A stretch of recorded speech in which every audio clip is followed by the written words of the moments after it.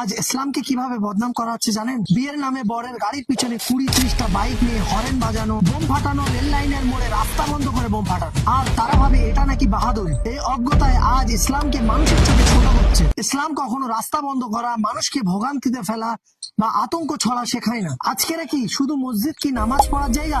মোহাম্মদ সাল্লাল্লাহু আলাইহি সাল্লামের যুগে মসজিদ থেকে সমাজ পরিচালনা হতো। আজ বিয়ের নামে বোমাবাজি, রাস্তা দখল, আজ ইসলাম বদনাম হচ্ছে। আজ মসজিদের ইমাম সাহেবরা চুপ। প্রত্যেক মসজিদ থেকে স্পষ্ট ঘোষণা চাই, এই ধরনের বিয়ে আমরা পড়াবো না। আমাদের মহল্লায় এই ধরনের বরযাত্রীকে উচিত শিক্ষা দেব।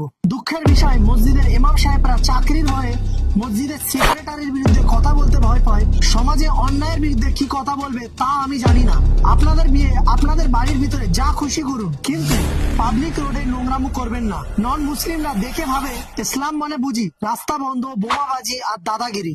এটা মিথ্যা, এটা ইসলাম নয়। এ অন্যায় বন্ধ হবে তখন যখন আমরা চুপ না থেকে অন্যায়ের বিরুদ্ধে কথা বলবো। আল্লাহ আপনি সাক্ষী থাকুন, আমি মোহাম্মদ শাহিদ, আমি আমার সর্বোচ্চ চেষ্টা দিয়ে এই অন্যায়ের বিরুদ্ধে লাখ লাখ মানুষের সামনে ভিডিওর মাধ্যমে রাখছি। একজন সত্যর পক্ষে দাঁড়ানো মানুষ হিসাবে, মোহাম্মদ সাল্লাল্লাহু আলাইহি সাল্লামের অনুসারী হিসাবে, যিনি আমাদের হক কথা বলা শিখিয়েছেন আর আমাদের অন্যায়ের বিরুদ্ধে দাঁড়াতে শিখিয়েছেন।